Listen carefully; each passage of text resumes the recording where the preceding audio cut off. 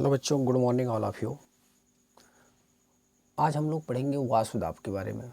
और ये जो टॉपिक है अपने आप में बहुत ही महत्वपूर्ण टॉपिक है और प्रायः बोर्ड एग्जाम में अक्सर पूछ लिया जाता है इस प्रश्न को। तो आइए हम लोग समझते हैं कि वाष्प दाब क्या होता है। तो देखिए, वाष्प दाब जो होता है इसका जो स्टैंडर्ड डेफिनेशन है, किसी निश्चित ताप पर वाष्पन एवं संघनन के मध्य साम्यावस्था पाई जाती है।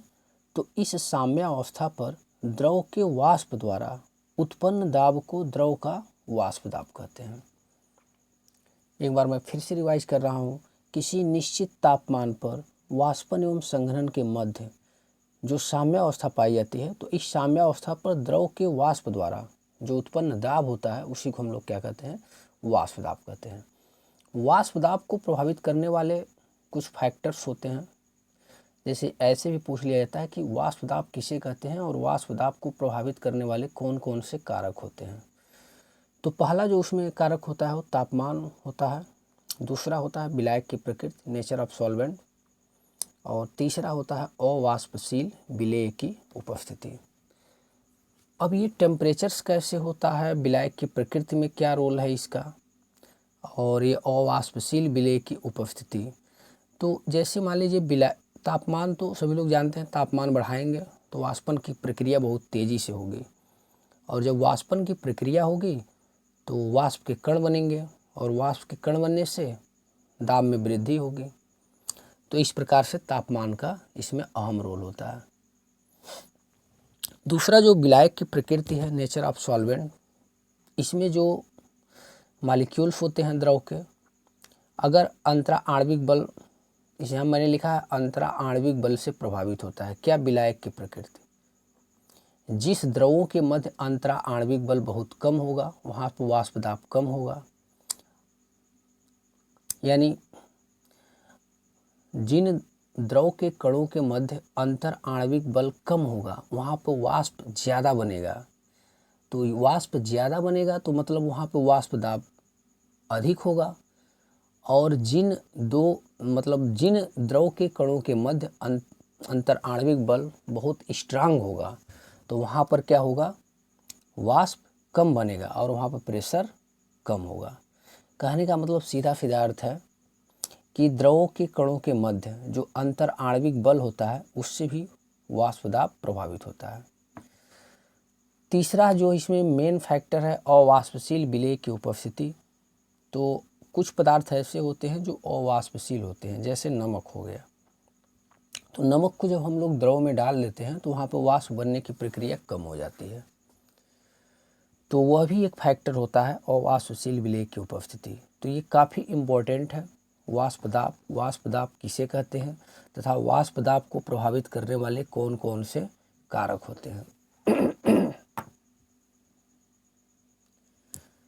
यहाँ पर मैं वाष्प दाब को आपको अच्छे तरीके से समझाने का प्रयास कर रहा हूँ।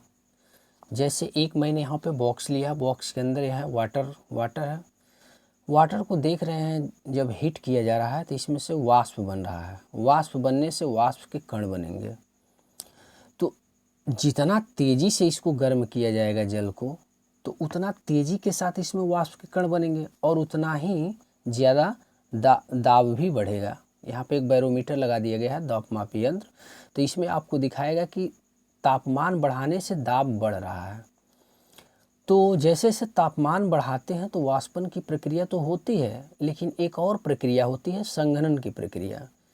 तो वाष्पन की प्रक्रिया तो बड़ी तेज़ी से होती है, लेकिन संघनन की प्रक्रिया बहुत धीरे धीरे होती है। कुछ समय बाद ये जो आपको कण दिख रहे हैं वाष्प के, ये ठंडा होकर के पुनः जल में कन्वर्ट हो जाते हैं। तो ये वाष्पन की प्रक्रिया के पश्चात संघनन की भी प्रक्रिया होती है। तो इसको समझाने का प्रयास किया गया है कि तापमान तेज बढ़ाने पर वाष्पीकरण बड़ी तेज़ी से होता है और संघनन धीरे धीरे होता है। दूसरा, लेकिन तापमान कम करने पर संघनन तेज़ी से होता है और वाष्पीकरण धीरे धीरे कम होता रहता है। इसका क्या मतलब है, जब हम लोग टेम्परेचर बढ़ाते हैं तो वाष्पीकरण की प्रक्रिया तो बड़ी तेज़ होती है, लेकिन संघनन की प्रक्रिया उस समय बहुत धीरे धीरे होती है। लेकिन जैसे हम लोग तापमान को कम करते हैं तो वाष्पीकरण कम होने लगता है और संघनन बड़ी तेज़ी से होने लगता है। लेकिन अगर हम लोग एक नियत तापमान पर ला करके रोक दें, किसी एक विशेष तापमान पर, तो वहाँ पर वाष्पीकरण और संघनन दोनों एक समान रूप में होने लगता है। इसका क्या मतलब है, अर्थात वह दोनों एक दूसरे के साम्य अवस्था में आ जाते हैं। तो इसी साम्य अवस्था को लेकर के इसका डेफिनेशन बनाया गया है। यहाँ पे आप देख सकते हैं, जब वाष्पन एवं संघनन के मध्य साम्य अवस्था होता है तो उस समय वाष्प के अणुओं के द्वारा जो दाब लगाया जाता है उसी दाब को क्या कहते हैं, वाष्प दाब कहते हैं। जैसे मैंने अभी आपको कहा कि जब आप हीट करेंगे वाटर को तो वाष्पन की भी प्रक्रिया होगी और संघनन की भी प्रक्रिया होगी। ज़्यादा तेज़ी से हीट करेंगे तो वाष्पन की प्रक्रिया बहुत तेज़ी से होगी और संघनन की प्रक्रिया कम होगी, और जब धीरे धीरे कम हीट करते जाएंगे तो संघनन की प्रक्रिया बढ़ती जाएगी, वाष्पन की प्रक्रिया धीरे धीरे होती जाएगी। लेकिन यह एक विशेष तापमान पर ला करके रोक दिया जाए, न बढ़ाया जाए न घटाया जाए, एक विशेष टेम्परेचर दे दिया जाए, तो ये जो संघनन होता है और वाष्पन होता है ये दोनों समान रूप से होने लगते हैं, अर्थात एक दूसरे के क्या होते हैं, साम्य अवस्था में आ जाते हैं। तो यहीं से इसका डेफिनेशन बनाया गया है, जब वाष्पन एवं संघनन साम्य अवस्था में आ जाए तो उस समय वाष्प के अणुओं के द्वारा, ये देखिए जो वाष्प के अणु हैं, जो दाब लगाया जाएगा इसी दाब को क्या कहते हैं, वाष्प दाब कहते हैं। तो आई होप आपको समझ में आ गया होगा वाष्प दाब क्या होता है। और एक चीज़ और है, जल का जो वाष्प दाब होता है वो 100 डिग्री सेंटीग्रेड तापमान पर 760 mm होता है, अर्थात 1 ATM के बराबर होता है। एक वायुमंडलीय दाब का मान कितना होता है, 760 mm। तो ये भी बात आपको ध्यान में रखना है। अब जो आपको बताने जा रहे हैं वो राउल्ट का नियम है, इसी से रिलेटेड है, वाष्प दाब से ही रिलेटेड राउल्ट का नियम है। बहुत ही इंपॉर्टेंट है, एक बार पुनः कह रहा हूँ कि हर बार यह बोर्ड एग्जाम में पूछ लिया जाता है, वाष्प दाब और राउल्ट का नियम। ये जो सॉल्यूशन वाला पार्ट है ये सबसे इम्पोर्टेंट क्वेश्चन है उसके। तो राउल्ट के नियम को हम लोग समझते हैं। राउल्ट का नियम क्या है, राउल्ट ने क्या नियम दिया, जब अवाष्पशील पदार्थ जैसे नमक को मैंने भी आपको बताया कि जब नमक हम लोग सॉल्यूशन में डाल देते हैं, किसी विलयन में या वाटर में डाल देते हैं, तो वहाँ पर वाष्पन की प्रक्रिया को वो इफेक्ट करता है, अर्थात वाष्पन धीरे धीरे होता है। तो वही कहा गया है कि जब अवाष्पशील पदार्थ किसी द्रव में घोला जाता है तो द्रव का वाष्प दाब कम हो जाता है। देखिए यहाँ पर वाष्प दाब कम हो रहा है। क्यों वाष्प दाब कम होगा, क्योंकि वाष्पन की प्रक्रिया धीमी हो गई है। और जब वाष्पन की प्रक्रिया धीमी होगी तो वाष्प के कण कम बनेंगे और जिससे दाब भी कम लगेगा। तो जब अवाष्पशील पदार्थ किसी द्रव में घोला जाता है तब द्रव का वाष्प दाब कम हो जाता है। तो राउल्ट ने एक नियम दिया, राउल्ट के नियमानुसार किसी दिए गए तापक्रम पर विलयन का जो आंशिक वाष्प दाब होता है वाष्पशील घटक के मोल प्रभाज के समानुपाती होता है। यहाँ बहुत बड़ी बात बोल दी गई है कि किसी दिए गए तापक्रम पर विलयन का आंशिक वाष्प दाब वाष्पशील घटक के मोल प्रभाज के समानुपाती होता है। अर्थात जो विलयन का आंशिक वाष्प दाब होता है वो डायरेक्टली प्रोपोर्शनल टू होता है मोल प्रभाज। ठीक है, यह जो यक्स आप देख रहे हैं ये मोल प्रभाज है और बीपी बॉइलिंग प्रेशर है। विलयन का क्या है, आंशिक वाष्प दाब है। ठीक है, तो वाष्पशील घटक के मोल प्रभाज के समानुपाती होता है।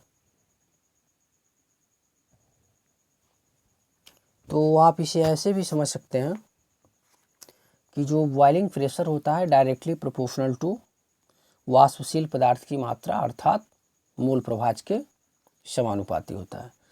तो ये boiling pressure equal to P0 into x के हो जाएगा बराबर। जब यहाँ पर ये समानुपाती का सिंबल हटेगा तो ये किस में कन्वर्ट हो जाएगा, P0 में। ये जो P0 आप देख रहे हैं ये शुद्ध जल का वाष्प दाब है। ये P0 वाटर लिखा गया ना, तो ये शुद्ध जल का वाष्प दाब होता है। और ये जो Vp आप देख रहे हैं विलयन का वाष्प दाब होता है।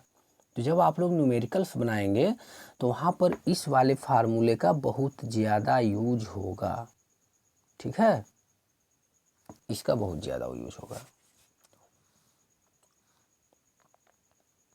यहाँ पर मैं एक बात और बता दूं, यहाँ पर यक्स जो है वाष्पशील पदार्थ की मात्रा है अर्थात मोल प्रभाज है। तो यक्स डब्लू यहाँ पे लिखा गया है, इसका मतलब क्या, वाटर का मोल प्रभाज। तो वाटर का मोल प्रभाज आप कैसे निकालेंगे, वैसे एक्चुअल में मोल का सूत्र मैंने आपको क्या बताया था, W/m बताया था, यानी द्रव्यमान बटे अणुभार, या आप इसे ऐसे भी बोल सकते हैं भार बटे क्या, अणु भार, भार बटे अणुभार, यानी वेट अपॉन मॉलिक्यूलर वेट। ठीक है, तो XW को आप कैसे लिख सकते हैं, XW का जो लिखने का तरीका होगा वह वाटर का वेट अपॉन वाटर का मॉलिक्यूलर वेट, MW, वाटर का वेट अपॉन वाटर का मॉलिक्यूलर वेट, अपान में क्या हो जाएगा,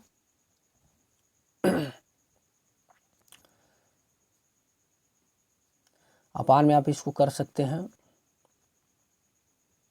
वाटर का वेट अपॉन वाटर का मॉलिक्यूलर वेट, और प्लस जल में जो भी सॉल्यूशन होगा, जैसे जल के साथ चीनी हो सकता है, कोई और भी विलेय हो सकता है, तो उसका आप यहाँ पे क्या ले लेंगे, ये मोलों की संख्या ले लेंगे। जैसे मान लीजिए अगर इसमें गैस है या कुछ और है, ग्लूकोज है, तो ग्लूकोज का वेट हो जाएगा और यहाँ पे क्या हो जाएगा, उसका मॉलिक्यूलर वेट हो जाएगा, ग्लूकोज का वेट अपान ग्लूकोज का मॉलिक्यूलर वेट। तो इस तरीके से हम लोग वाटर में अगर ग्लूकोज है तो उसके लिए XW का मान डिफाइन कर सकते हैं। तो ये आपको सवाल बनाने में ये सब काम आएगा, तो जब मैं सवाल इससे रिलेटेड आपको कराऊंगा तो और बेहतर आपको समझ में आएगा। तो चलिए एक बार और मैं आपको बता देता हूँ। तो वाष्प दाब देख सकते हैं कितना इम्पोर्टेंट है इसका, और ये रहा इसको प्रभावित करने वाला कारक, और इससे रिलेटेड ये राउल्ट का नियम है जो काफ़ी महत्वपूर्ण है, राउल्ट का नियम, और बोर्ड एग्जाम में बार बार इसे पूछ लिया जाता है। तो आई होप आपको ये वीडियो अच्छा लगा होगा, अगर अच्छा लगा है तो प्लीज़ इसको लाइक कीजिए, सब्सक्राइब कीजिए, और ज़्यादा से ज़्यादा इस वीडियो को मित्रों में शेयर कीजिए। आपका दिन शुभ हो। जय हिंद, नमस्कार।